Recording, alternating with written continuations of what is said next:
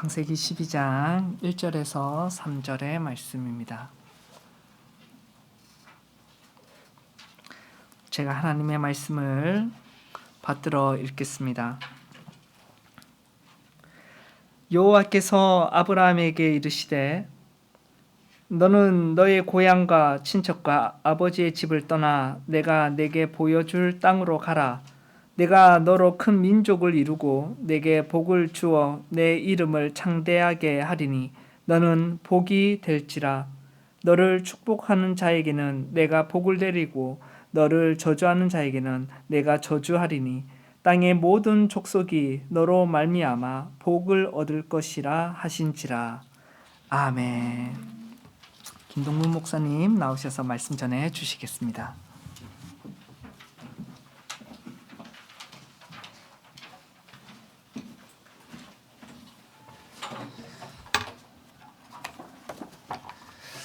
할렐루야. 네, 은평 시민교회 성도님들 뵙게 되어 반갑습니다. 제가 중학교 때 우리 권 목사님 생각하면은 참 열정이 넘치시는 분 같아요. 네, 아주 스마트하고 거기다가 세심하기까지 해가지고 제가 참 존경하고 사랑하는 분입니다. 저 멀리 제가 키르기즈스탄에서도 교회를 개척했다는 소식이 들려가지고요. 꼭 한번 방문해 보고 싶다 생각했는데 마침 이렇게 제가 한국에 있을 때 기회도 되고 이렇게 귀한 말씀을 전할 수 있는 시간 허락해 주셔서 너무너무 감사드립니다. 제가 아까 여기 오니까 참 가족 같은 분위기 같아요. 아이들 웃음소리도 확 들리고 너무 좋습니다. 그 개척교회 하시는 여러분 한 분 한 분이 다 선교사님인 것 같아요. 이 참 개척교회 척박한 곳에서 주님의 빛을 밝히고 주의 복음을 전하는 귀한 일꾼으로 쓰임받는 여러분들 다 되시기를 주님의 이름으로 축원합니다. 저는 키르기즈스탄에서 한 10년 6개월 정도 사역했고요. 그 전에 몽골에서 한 4년 또 사역을 했습니다. 저희가 2005년도에 파송을 받았고요. 몽골 선교사를 가기 전에는 제가 한국에서 직장 생활을 한 10년 정도 했습니다. 여러분들 옛날에 포항제철이라고 들어보셨나요? 지금은 이제 포스코라고 하는데 철 만드는 회사를 제가 한 10년 동안 근무를 했는데 철이 들지 않아가지고 하나님께서 이제 저를 철 좀 들으라고 아마 선교지로 보내신 것 같습니다. 근데 제가 그 선교지로 처음 몽골로 갈 때 어떤 마음이었을까요? 아골골짝 빈들에도 복음 들고 찾아가서 종의 몸에 지닌 것도 아낌없이 다 드리겠습니다. 이런 마음이었을까요? 솔직히 제가 그런 마음 없었던 거 아닙니다. 그런데 제 마음속에 그런 것보다는 그 몽골이라는 나라가 엄청 춥거든요. 뭐 겨울에 영하 한 40도까지 내려간다 그러고 그때 저 아이가 이제 초등학교 3학년 또 유치원 이랬는데 아이들 교육 문제는 어떻게 하지? 이런 걱정과 또 두려움 이런 것들이 저에게 더 많았던 것 같습니다. 그런데 그때 하나님께서 저에게 오늘 우리가 다 같이 읽은 이 본문 말씀을 주셨는데요.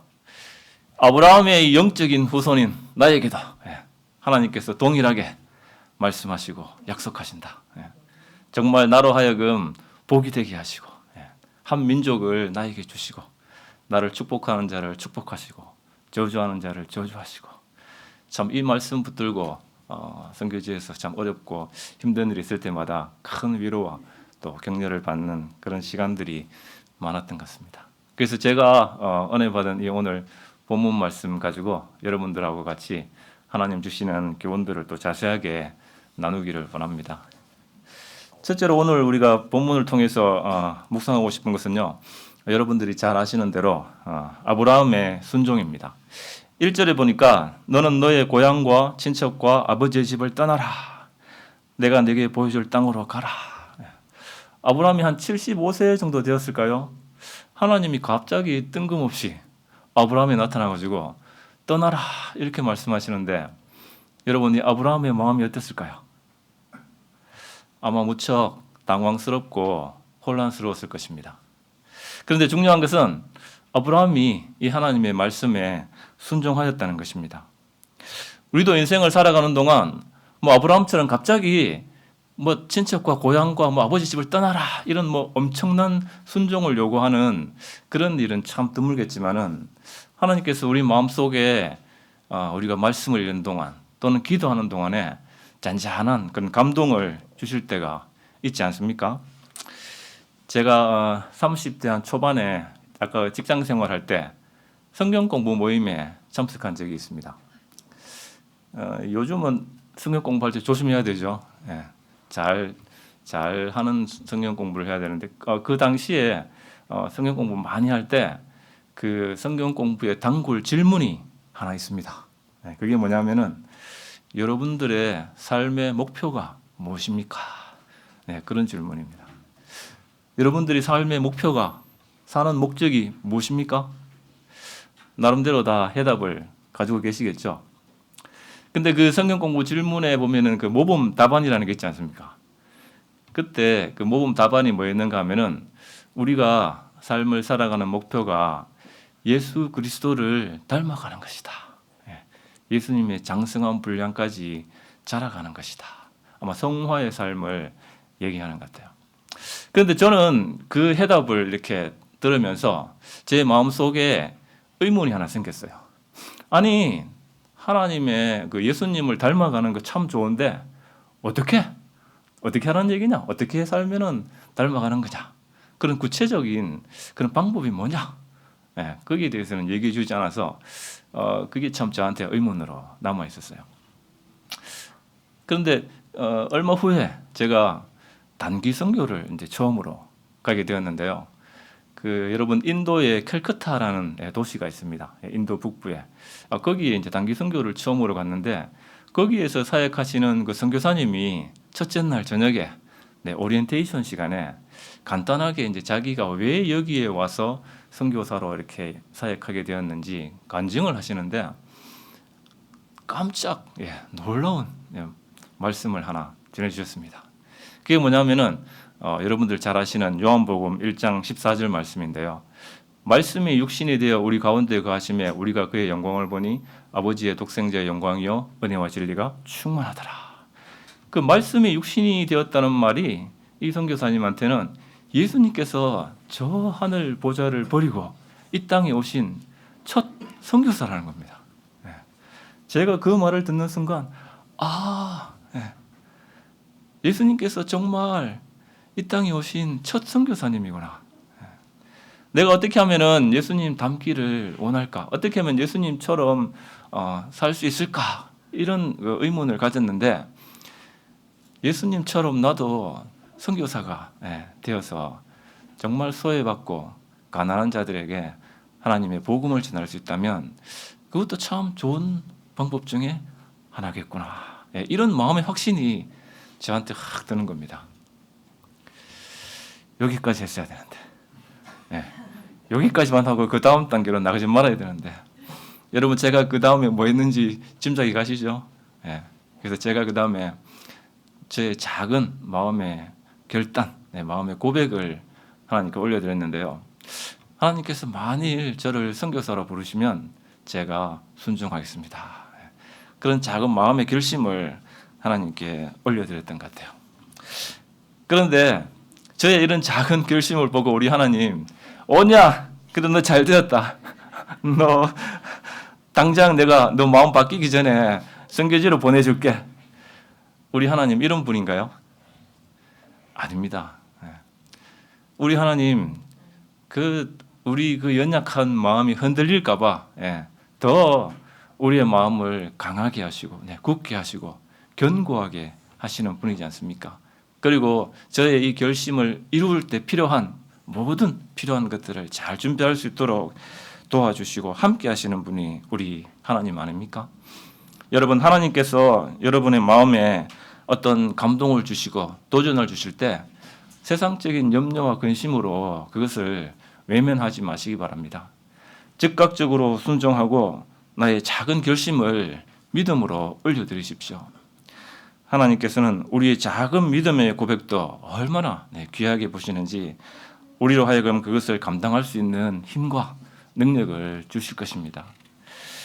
실제로 저도 그런 일이 있은지 한 4년쯤 지나서 이제 선교지로 나가게 되었는데요. 한 번은 저희 그 회사의 팀장님이 저를 이제 부르시는 거예요. 그때 저기 서울의 그 대치동에 그 포스코 센터에 정보 보안 팀이라고 이제 새로 생긴다는 겁니다.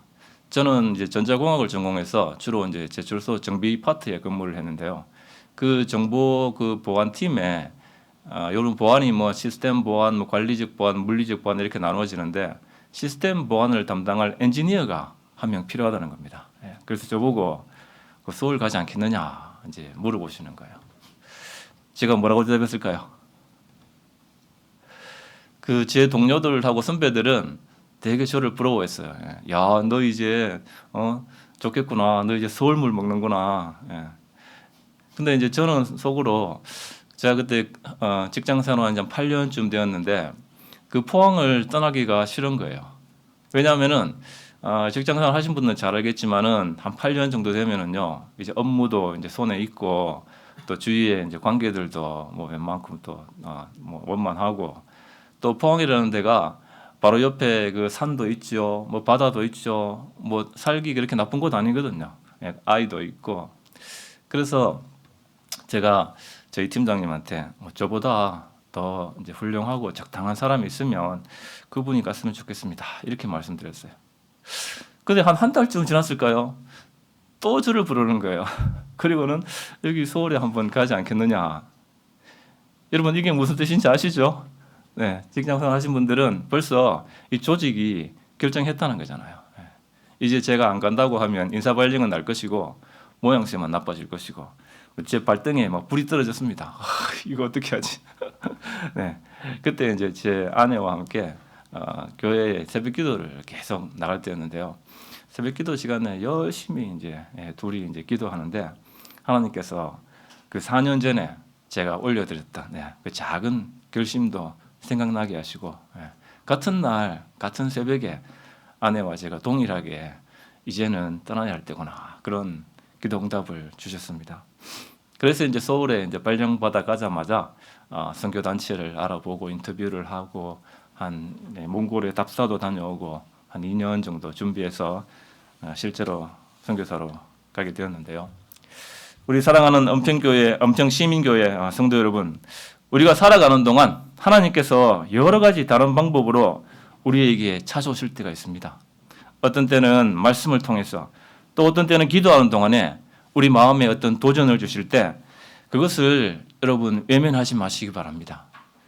나도 모르게 나의 마음 가운데 일어나는 그 성령의 역사를 여러분 소멸시키지 마십시오. 하나님은 우리의 작은 결심을 정말 귀하게 보십니다. 우리의 고백을 담은 작은 순종을 통해 하나님은 하나님의 크고 놀라운 일을 이루어 가실 것입니다. 돌이켜보면 저도 지금까지 선교사로 이렇게 사역하게 된 것이 제 작은 결심을 올려드린 것뿐인데 하나님 그것을 얼마나 귀하게 보셨는지 지금까지 저를 지키시고 인도하시고 보호하셨다는 것을 고백하지 않을 수 없습니다. 하나님의 세밀한 음성을 듣고 그 음성에 순종함으로 말미암아 하나님의 크고 놀라운 일을 이루어가는 저와 여러분 되시기를 주님의 이름으로 축원합니다. 또 한 가지 오늘 본문을 통해 묵상하고 싶은 것은요, 바로 아브라함을 부르시는 하나님의 마음입니다. 2절에 보니까 내가 너로 큰 민족을 이루고 내게 복을 주어 내 이름을 창대하게 하리니 너는 복이 될지라 라고 말씀하시는데요. 아브라함에게 이렇게 엄청난 큰 복을 선포하시면서 아브라함을 부르시는 우리 하나님은 과연 어떤 마음일까요? 우리가 그것을 살펴보기 위해서 창세기 12장의 앞부분을 조금 살펴볼 필요가 있는데요. 창세기 12장 앞부분에 보면은 여러분들이 잘 아는 몇 가지 참 큰 사건들이 많이 나옵니다. 하나님께서 그 천지를 창조하신 사건도 나오고요. 하나님이 그 처음 창조한 그 세상은 정말 아름답고 참 풍요롭고 풍성한 그런 세상이었는데 제가 그 창세기 볼 때마다 그 뭐죠? 제일 오래 산 사람 성경에서 그 나오죠. 여러분 다 아십니까? 성경에서 제일 오래 산 사람 그 무두셀라, 969세. 제가 어릴 때 성경 퀴즈 대회 단골로 나오던 질문인데, 지금도 잊어버리지 않는데, 사람이 얼마나 그 자연 환경이 좋고 좋았으면 969세까지 살 수 있는 그런 세상이었을까. 그런데 그 아름답고 그 풍요로운 세상이 인간의 타락으로 말미암아 심판받는 그런 장면들이 또 나옵니다. 그 창세기 6장 5절에서 6절 보니까요. 여호와께서 사람의 죄악이 세상에 가득함과 그의 마음으로 생각하는 모든 계획이 항상 악할 뿐임을 보시고 땅 위에 사람 지으셨음을 한탄하사 마음에 근심하시고, 하나님께서 한탄하시고 근심하셔서 홍수로 다 심판하십니다. 그런데 하나님께서 그 노아의 8식구는 남겨놓으셨잖아요. 그래서 그 노아의 그 8식구와 그 후손들을 통해서 땅에 생육하고 번성하고 충만하라. 이 약속을 그대로 이루어 가시는데요. 이 홍수 심판이 있은 지 한 100년, 한 150년쯤 지났을까요? 그 번성하기 시작한 노아의 그 후손들이 그 시날 땅 평지로 내려왔을 때 이 사람들이 한 일이 뭐였습니까? 우리가 창세기 11장에 보니까요. 성읍과 탑을 건설하여 탑 꼭대기를 하늘에 닿게 하자. 우리의 이름을 내고 온 지면의 흩어짐을 면하자. 아니 홍수 심판 받은 지 몇 년이나 지났다고 그거 까맣게 다 잊어버리고 또다시 하나님 앞에 패역한 하나님 이제 또다시 한번 물로 한번 심판해 보십시오. 우리가 하늘 꼭대기까지 올라가서 죽는 거 한번 보십시오. 아마 우리 하나님께서 이런 그 패역한 인간들을 보고 막 가슴이 철렁하셨을 것 같습니다. 그래서 급하게 내려와서 언어를 혼잡하게 해서 급한 불은 다 끄셨어요. 근데 또다시 이런 죄악에 빠지는 이런 인간들을 보며 우리 하나님 무슨 생각을 하셨을까요? 우리 하나님께서 한 가지 계획을 가지고 계셨습니다. 우리 다 같이 성경 구절 한 구절 찾아볼까요? 출애굽기 19장 5절 6절 말씀. 출애굽기 19장 5절 6절 다 같이 찾아서 한번 읽어보겠습니다. 출애굽기 19장 5절 6절. 19장 5절 6절 시작. 세계가 다 내게 속하였나니 너희가 내 말을 잘 듣고 내 언약을 지키면 너희는 열국 중에서 내 소유가 되겠고 너희가 내게 대하여 제사장 나라가 되며 거룩한 백성이 되리라. 너는 이 말을 이스라엘 자손에게 고할지니라. 이스라엘 백성들이 그 출애굽한 지 한 3개월쯤 되었을까요? 시내산에 도착했을 때에 하나님께서 이 모세를 불러서 말씀하십니다. 내가 이 아브라함을 통해서 이 이스라엘이라는 민족을 만들어서 이 이스라엘이라는 민족이 제사장 나라가 되어서 나의 거룩한 백성으로 하나님께 예배 잘 드리고 나를 잘 섬기면은 내가 너희로 말미암아 다른 모든 민족을 복주겠다.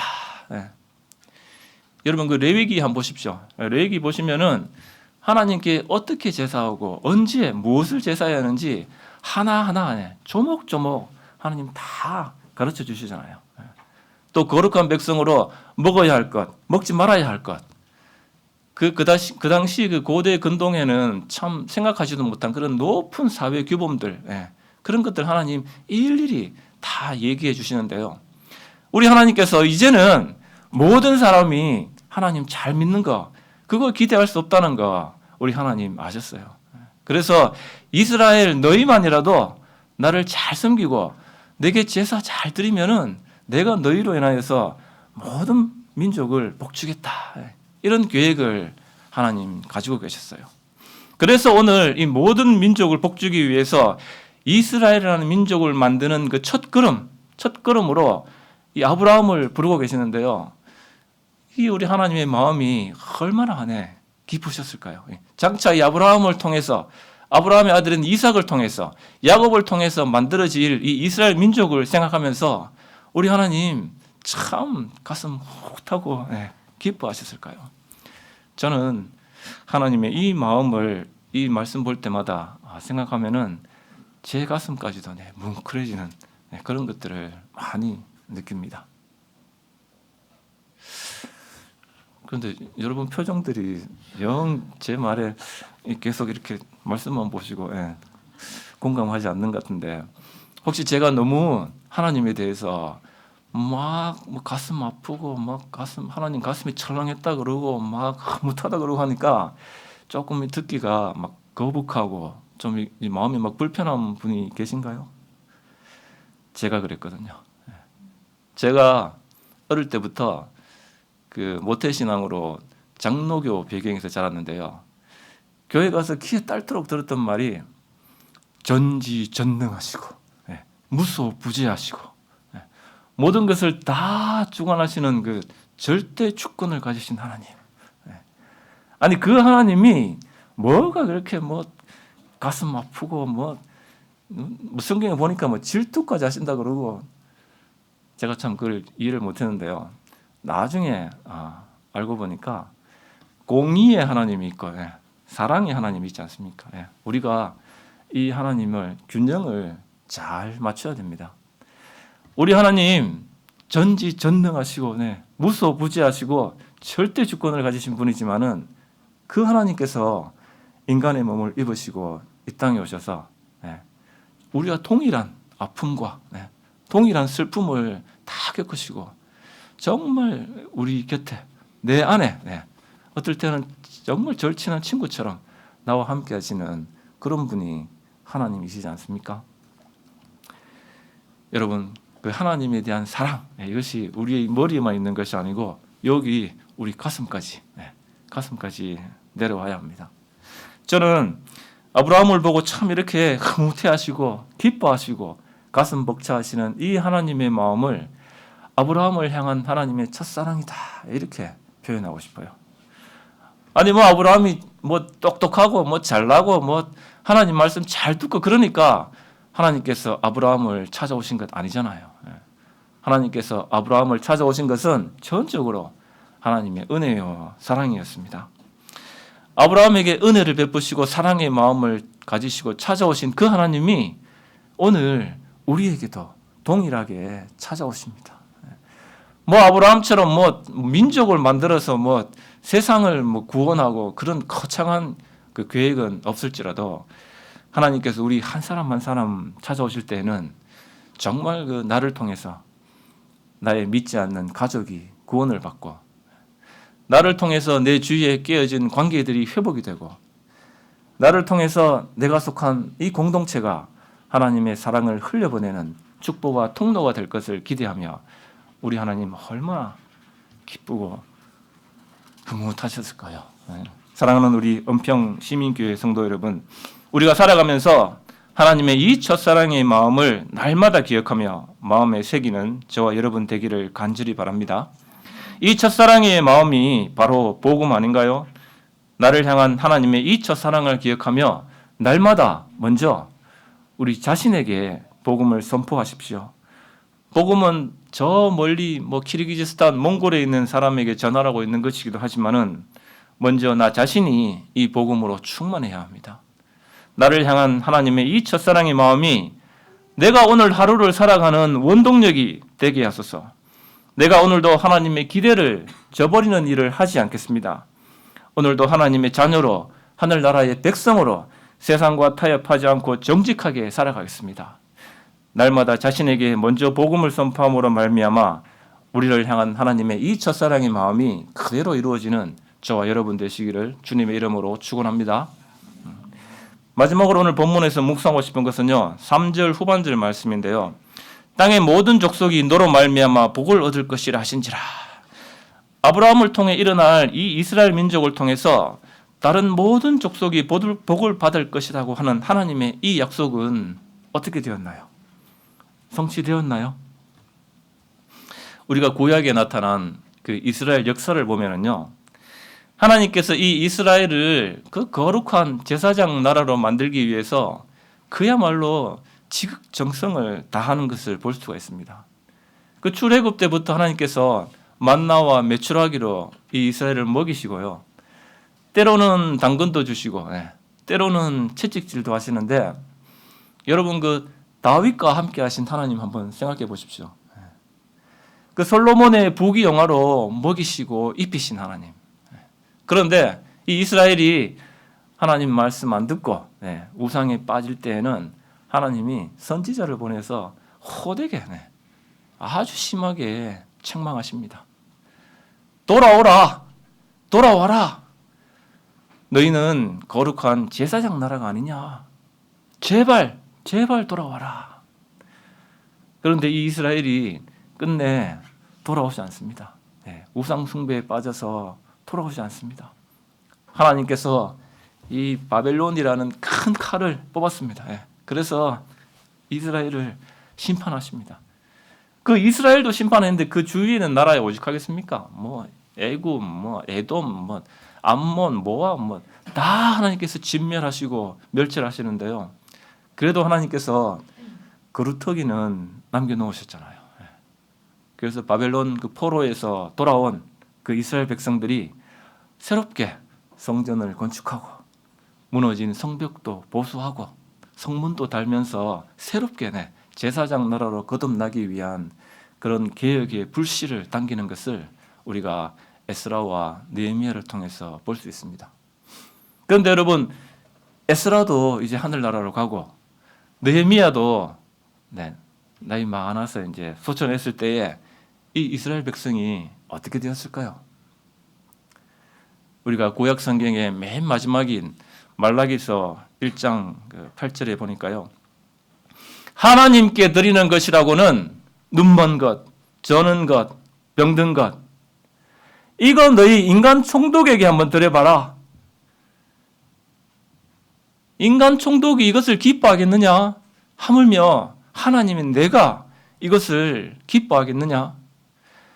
내 제단에 헛되이 불사르지 않게 하기 위해서 차라리 성전 문을 닫았으면 좋겠다. 해 뜨는 데부터 해 지는 데까지 다른 이방 민족 중에서 더 내 이름을 높일 것이다. 너희 이스라엘에게 한 거 반에 반만 했어도 다른 민족이 너희보다는 나를 더 높였을 것이다.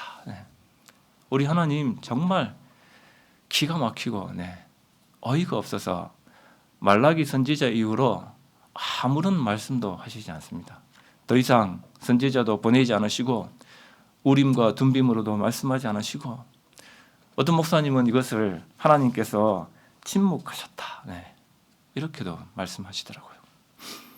여러분, 이것으로 모든 민족이 복을 받을 것이라는 하나님의 구원 계획은 끝입니까? 이제 성경 이야기 끝. 하나님의 구원 계획 종료. 더 이상 희망 없음. 모든 사람들 하나님과 단절. 이렇게 성경 이야기가 끝났다면은 얼마나 허무하고 참 안타깝기 그지없을까요? 그러나 여러분들이 잘 아시는 대로 우리 하나님 끝까지 포기하지 않으셨습니다. 우리 하나님 이제는 사람을 통해서가 아니라 하나님 자신이 직접 인간의 몸을 입으시고 이 땅에 오셔서 우리의 모든 허물과 죄를 위해 십자가에 죽으시고 3일 만에 다시 부활하셨습니다. 할렐루야! 우리 하나님, 우리가 도저히 상상도 할 수 없는 방법으로 모든 족속을 복 주시겠다는 창세기 12장 3절의 약속을 지키셨습니다. 이 하나님을 어떻게 표현할 수 있을까? 이 하나님 한마디로 딱 표현할 수 있으면은 저기 선교지에 가서 딱 이렇게 막 말하면은 참 좋을 텐데, 제가 이 설교를 준비하는 동안 저의 이 작은 머리를 아무리 굴려봐도 적당한 표현이 잘 생각이 안 나요. 하나님의 사랑, 이게 너무 흔하고 하나님의 인내, 하나님의 열정, 막 그러던 가운데 제 머릿속에 한 단어가 떠올랐습니다. 열심, 하나님의 열심, 열방을 향한 하나님의 열심. 하나님은 열방을 향한 하나님의 열심을 가지시고 땅의 모든 족속이 복을 얻는 길을 열어주셨습니다. 하나님의 열심이 오늘도 우리를 붙드시고 모든 족속이 하나님의 자녀가 되고 땅끝까지 하나님의 나라가 임하게 하실 것입니다. 이 일에 우리를 사용하시고 우리를 하여금 이 일에 승리하게 하시는 우리 하나님을 찬양합니다.